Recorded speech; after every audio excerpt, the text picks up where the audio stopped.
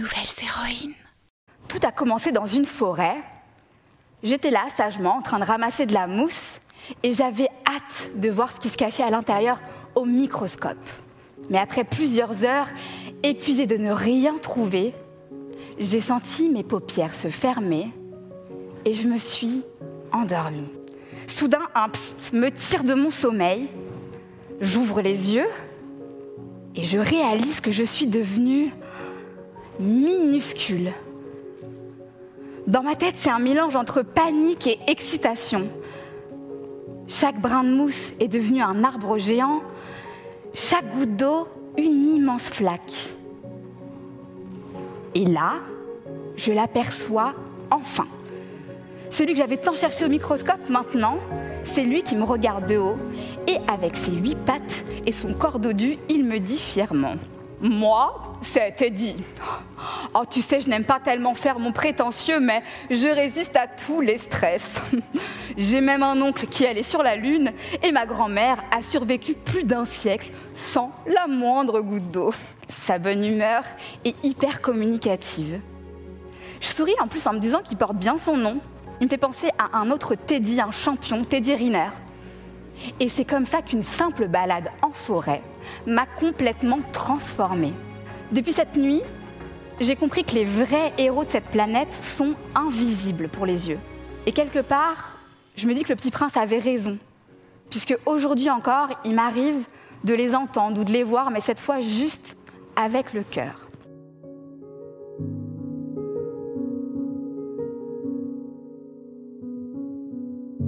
Nouvelles héroïnes. Salut toi, nouvelle héroïne. Je suis Céline Steyer, celle qui murmure à tes oreilles des récits d'aventures insolites, d'estime de soi et de destin extraordinaire à travers des histoires vraies de femmes qui ont osé faire de leurs rêves une réalité. Des histoires pour t'aider à grandir en confiance et trouver ton propre chemin. Bienvenue sur Nouvelles héroïnes, le podcast des filles qui osent rêver grand. Nouvelles héroïnes.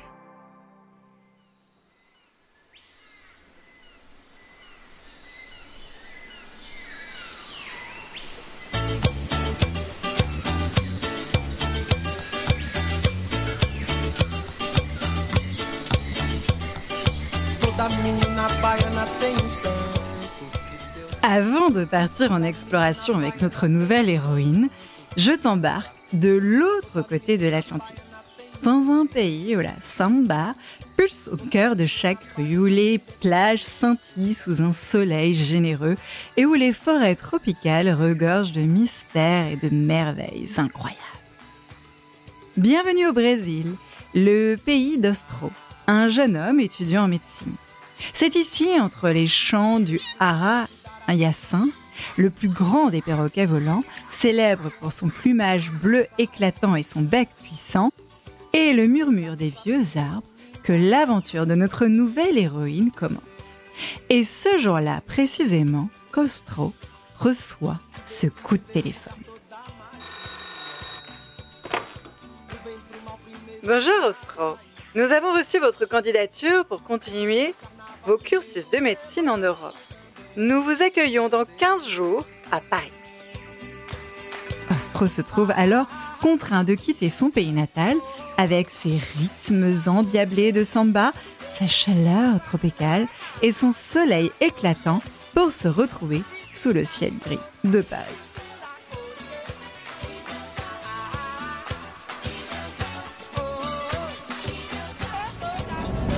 Messieurs, nous allons atterrir à Paris, aéroport Charles de Gaulle. Il est 17h heure locale, la température extérieure est de 8 degrés. À peine arrivé, Ostro se met à chercher des endroits où il pourrait retrouver l'atmosphère vibrante du Brésil. Ce samedi, un festival de musique brésilienne a lieu à Paris. Alors que les premières notes vibrantes d'une chanson de bossa nova remplissent l'air, une jeune femme, Michelle, se ferait un chemin à travers la foule du festival.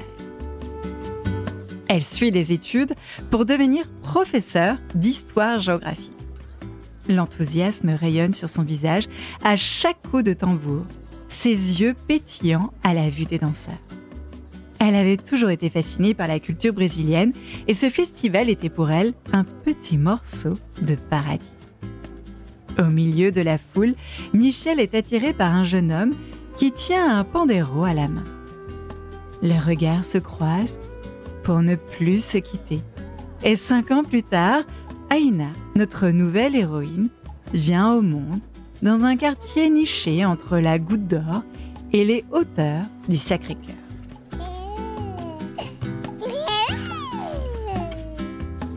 Aïna grandit avec ce mix de cultures, un pied en France pendant l'année scolaire et un autre au Brésil pendant les vacances.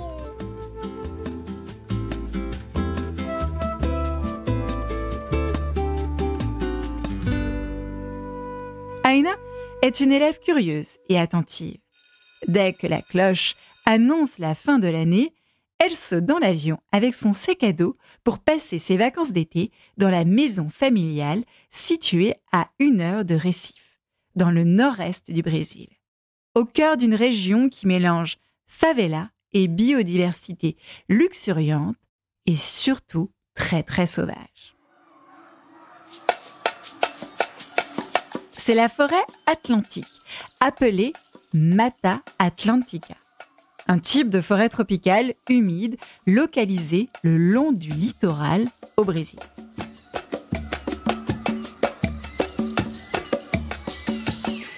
Ces journées sont rythmées par l'exploration de la jungle brésilienne à observer les singes, les serpents et les scorpions.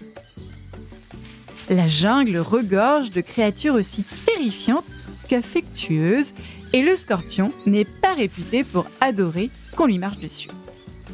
Un jour, Aïna se fait piquer par un scorpion, aussitôt soignée par sa tante qui crée des potions magiques réconfortantes avec les plantes du jardin. La tante d'Aïna, c'est la Panoramix du Brésil. Elle connaît les vertus de toutes les plantes et Aïna l'observe quand elle crée des pommades miracles. Dans la maison familiale, Aïna a surtout peur d'aller faire pipi, car des crapauds énormes adorent se trémousser sur la cuvette des toilettes. À la tombée de la nuit, quand les étoiles prennent leur place dans le ciel, Ostro, le papa d'Aïna, lui lit des histoires de créatures de la jungle. Des serpents, des singes, des toucans tocos, des caïmans noirs, ces grands reptiles vivant dans les eaux douces de l'Amazonie, des paresseux, connus pour leur lenteur, vivant dans les cimes des arbres des forêts tropicales et des jaguars, le plus grand félin des Amériques. Le matin, Aïna se réveille très tôt pour aller observer les animaux sur la plage, quand les hommes roupillent encore et que la nature s'éveille. Ce jour-là, elle part avec son papa et un ami. Sur la longue plage de sable doré, elle remarque une grosse roche à la surface de l'eau. On dirait une pierre qui fonce sur moi. Ah non, ça bouge, c'est un dauphin. Impossible, il n'y a pas d'aileron. Ça sent l'algue et le poisson. Ce n'est pas du tout une grosse pierre, c'est un lamentin. Une énorme créature semblable à une roche vivante qui respire doucement. Pour Aïna, cette rencontre est magique et elle ressent rapidement comme une connexion très profonde avec cet animal majestueux. Loua, ne t'inquiète pas, on se retrouvera un jour. Psst, Loua, c'est le prénom du lamentin.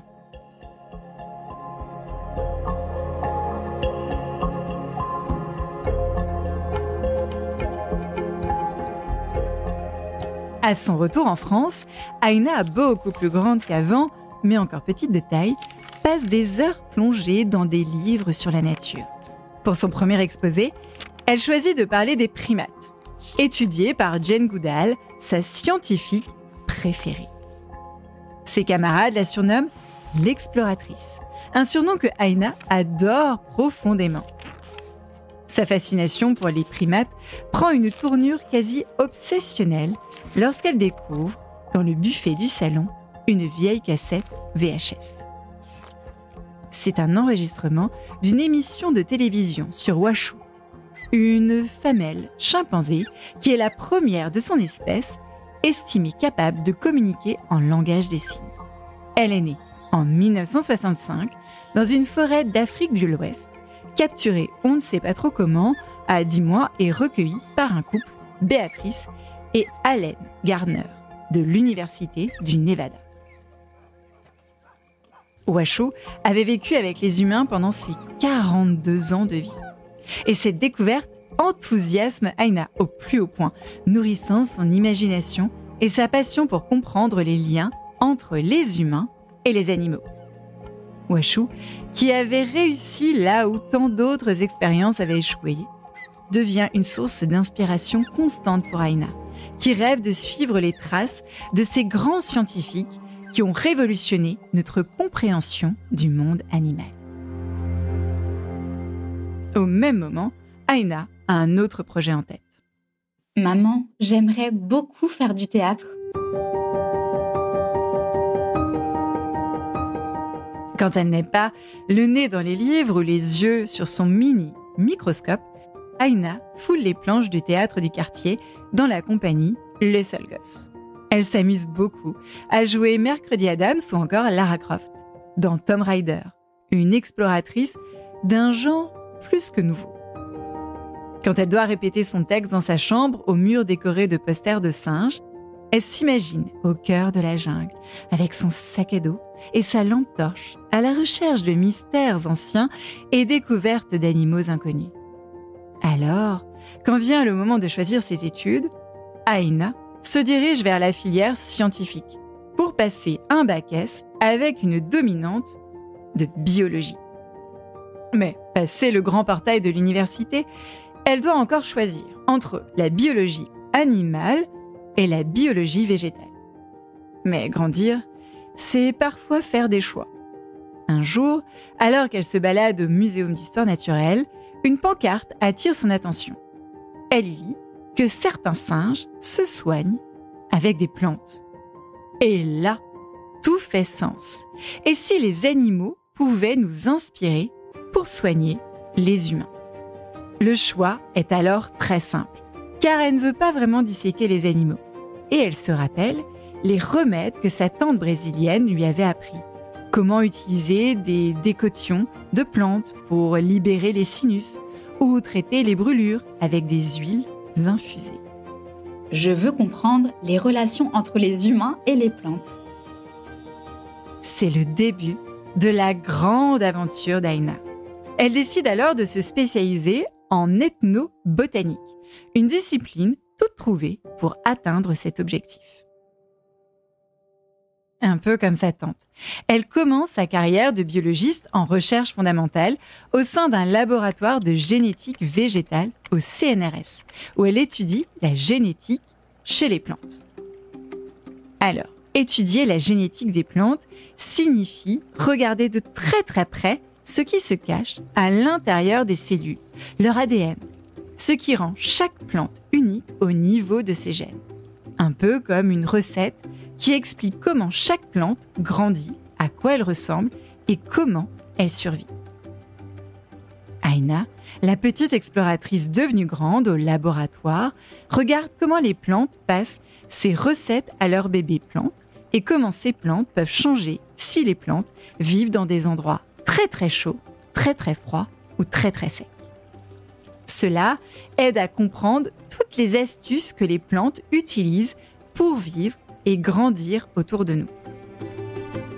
Aina prend ensuite la tête du département recherche et innovation d'un grand laboratoire pour lequel elle explore le biomimétisme et l'ethnobotanique en étudiant de nombreuses espèces aux 4 coins du monde pour améliorer la santé des humains.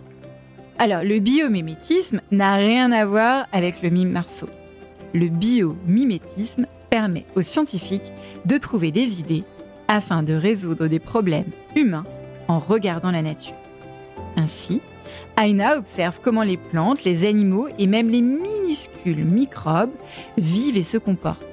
Puis elle essaie d'imiter ou de s'inspirer de ces stratégies pour créer de nouvelles technologies ou améliorer des produits.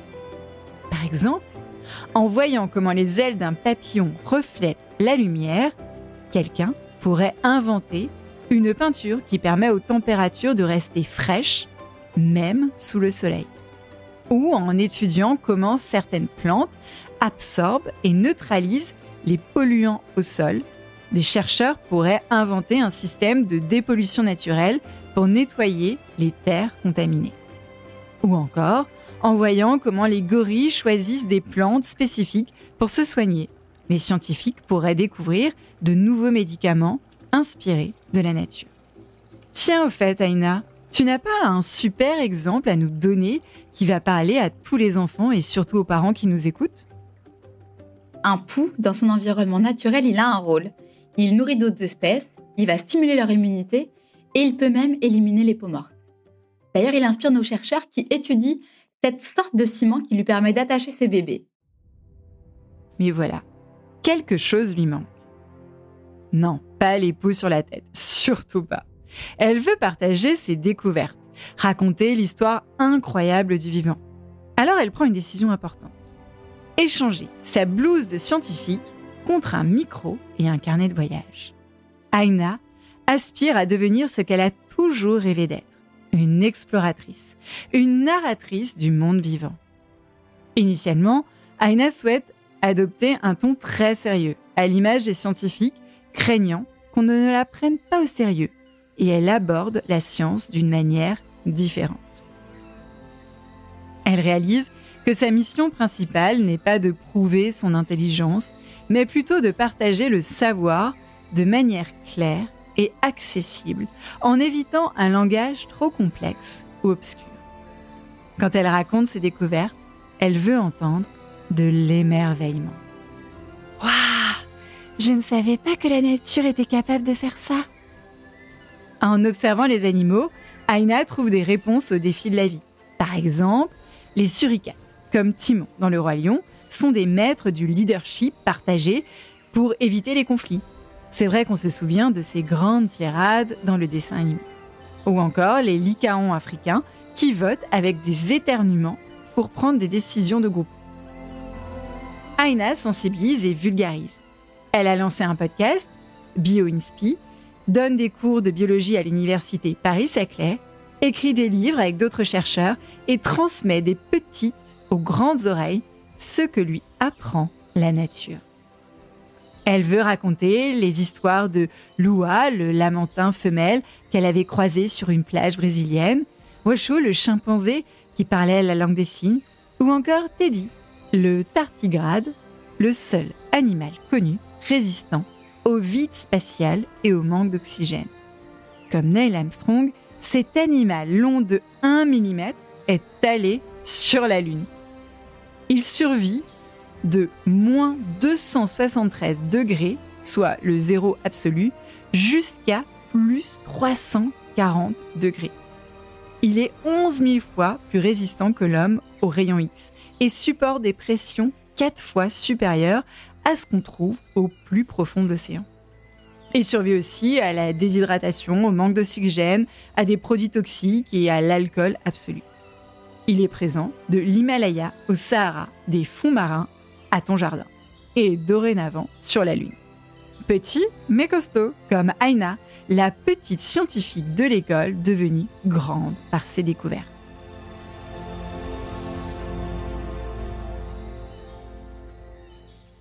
Un jour, j'étais en mission de recherche au Costa Rica. Je devais étudier la faune et la flore. J'étais là, dans la jungle, avec mon petit carnet en main pour une mission scientifique. Ça sentait la terre mouillée. Il y avait un peu des cris bizarres au loin. Je pense que c'était des singes hurleurs qu'on ne voit pas souvent. Et là, je tombe nez à nez avec un paresseux. Normal, sauf que cette fois-ci, je le vois grimper très très vite sur l'arbre. Il se dépêche, un peu comme s'il était en train de sprinter. Et forcément, moi, je ne comprends pas pourquoi. Et je demande à un des chercheurs qui était avec moi. Et lui me dit qu'il vient certainement de faire caca. Alors, je vois pas le rapport, je comprends pas pourquoi il prendrait un risque aussi énorme de descendre alors qu'il y a des prédateurs au sol. Et là, il y a un chercheur qui m'explique qu'en fait, il y a sûrement un lien entre ce paresseux, une algue qui est sur son pelage, mais aussi un papillon qui l'héberge. Et effectivement, il y a des publications scientifiques qui ont été publiées quelques mois plus tard qui expliquaient que le paresseux peut se camoufler grâce à une algue verte qui est sur son pelage, qui fait qu'il est moins visible quand il y a des arbres autour de lui. Et il y a des papillons aussi qui habitent dans la fourrure et qui attendent le moment parfait, une fois par semaine, quand le paresseux descend de son arbre pour faire caca, pour venir pondre leurs œufs dans les excréments. Et un peu plus tard, les futurs adultes remonteront tout en haut de l'arbre sur leur paresseux préféré. Et voilà comment, au Costa Rica, j'ai compris pourquoi les paresseux faisaient caca au sol.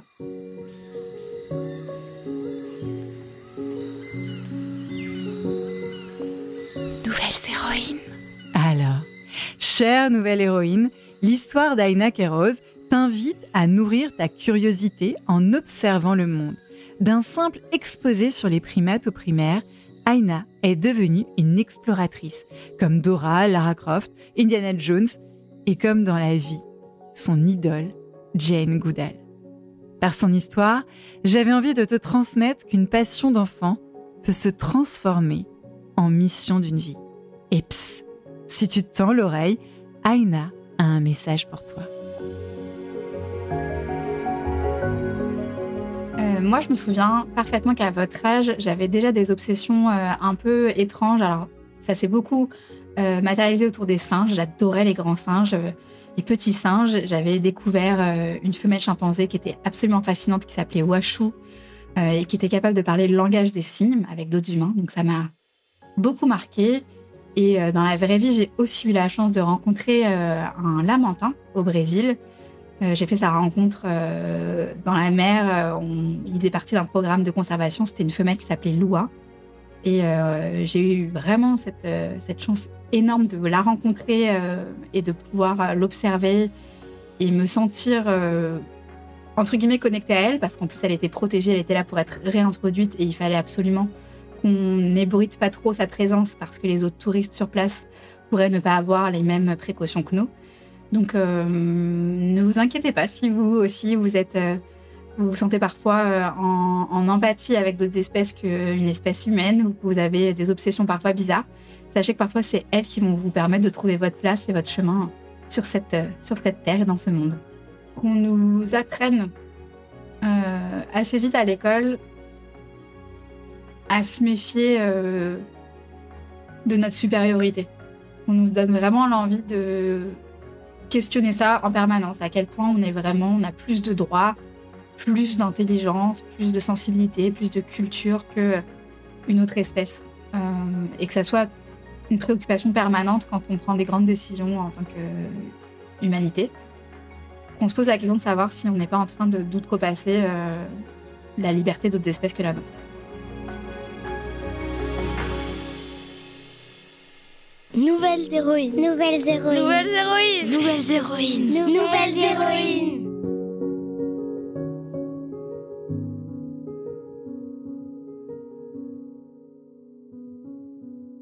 Voilà, c'était l'histoire d'Aina Queiroz ou le début de la grande histoire de sa vie d'exploratrice. J'espère que ça t'a plu. Si tu as aimé cette nouvelle histoire, dis-le-moi en laissant un commentaire et 5 étoiles sur Apple Podcast, sur Spotify ou en demandant à tes parents de m'envoyer un message vocal sur le répondeur ou écrit sur Instagram. Et avant de te laisser retourner à tes occupations ou rêver encore plus grand, Nouvelles héroïnes est aussi disponible en livre. Tu peux le retrouver chez ton libraire préféré ou en ligne. Je mets tous les liens dans la description de l'épisode. Ton soutien est tellement précieux pour continuer de raconter ces histoires à encore plus de filles et de garçons. Je compte sur toi pour en parler à ton école, à ton cours de danse, théâtre, football, à ta boulangère et même au contrôleur de bus. À bientôt avec Nouvelles héroïnes. Nouvelles héroïnes. Nouvelles héroïnes. Nouvelles héroïnes. Nouvelles héroïnes.